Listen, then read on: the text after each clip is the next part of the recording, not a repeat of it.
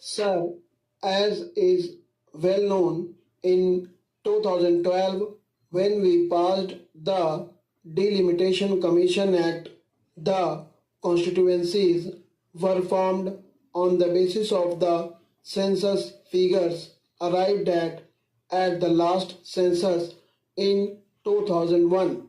The census authorities at this time worked in a manner which was slightly different from the way in which the work was carried out in 1971.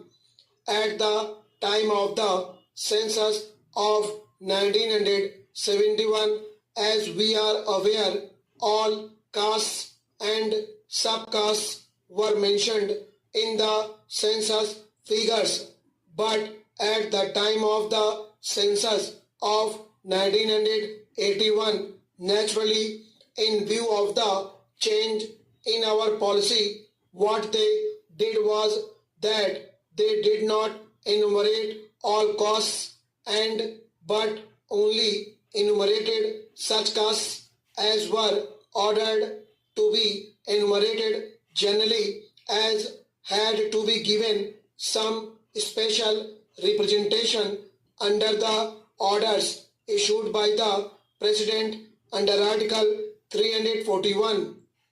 As we are aware, Article 341 provides that in the present circumstances, the President shall determine the scheduled castes and the scheduled tribes to whom for a period of 10 years special representation has been given, and under Article 341 subclause 2, if at all there is to be any change in the list, then it is only Parliament that can make that change.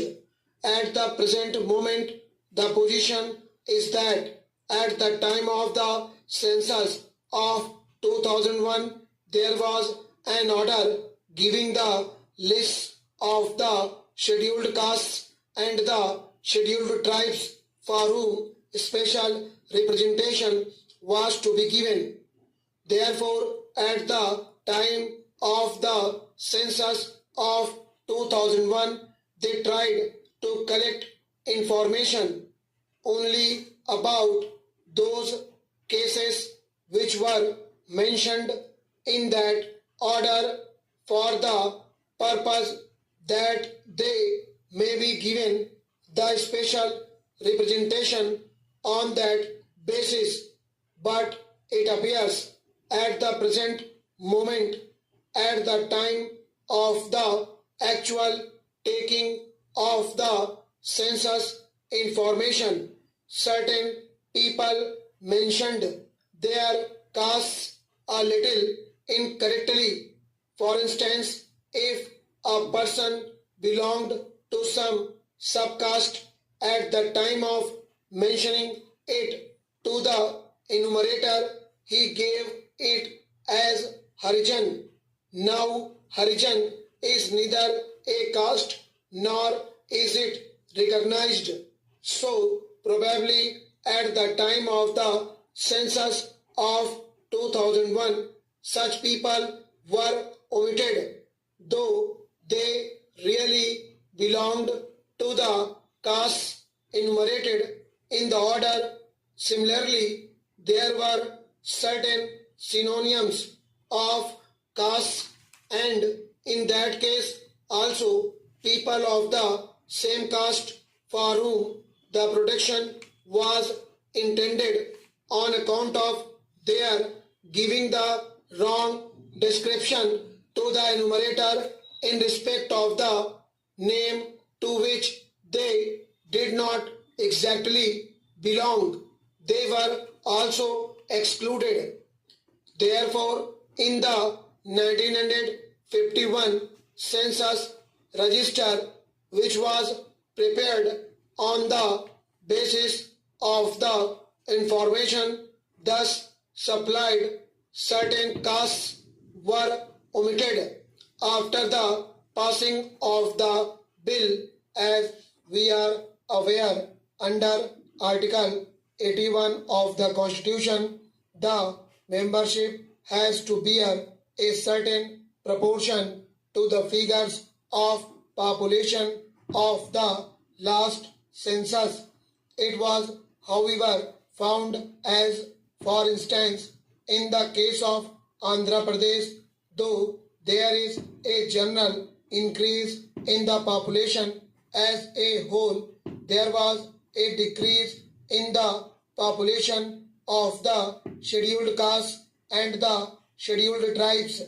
This was so glaring that it was brought to the notice of the authorities concerned, and the census authorities there, from whatever information they had, corrected these figures, because in respect of these they had certain slips or certain other papers giving the information from which they could get the correct figures that could be corrected, because the final delimitation orders were not passed at that time. So, in respect of Andhra Pradesh and Gujarat, where the final order was not passed, the census authorities corrected these figures, and the delimitation commission took that into account and they did their work. But it was found in respect of certain other states also that such corrections were made, but the delimitation orders were not passed. Therefore, we first intended to bring forward or introduce a bill in the Lok Sabha only in respect of those states where the delimitation commission had not passed its final orders, with the provision that if the census authorities were to make a change in respect of the figures of population of the scheduled castes and scheduled tribes, then they could in their final orders take these figures into consideration and delimit the constituencies on that basis. However, when the bill was introduced, it was brought to the notice of the government that in many of the states, final orders had been actually passed by the delimitation authorities, and it was therefore necessary, in order that there should be uniformity in the principles followed in respect of this matter, that there should be some provision brought in spite of the fact that final orders are passed by the delimitation commission, that could be reopened, but only for this limited purpose. Wherever the census authorities had to correct these figures and place it on a proper basis, the delimitation authority should in that case reopen that matter and determine the matter on the basis provided by the census authorities. Therefore, the scope of the bill to that extent was widened. The bill which is now before the House is in this form. So far as the delimitation of constituencies is concerned,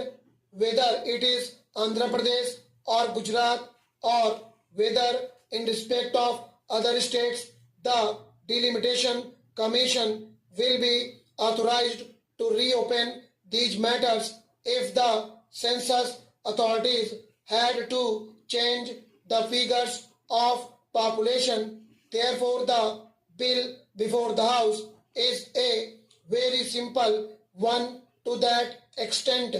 It only enables the delimitation commission to take into account the corrections which may be made by the census authorities. It is primarily the census authorities who are to do it Now stop.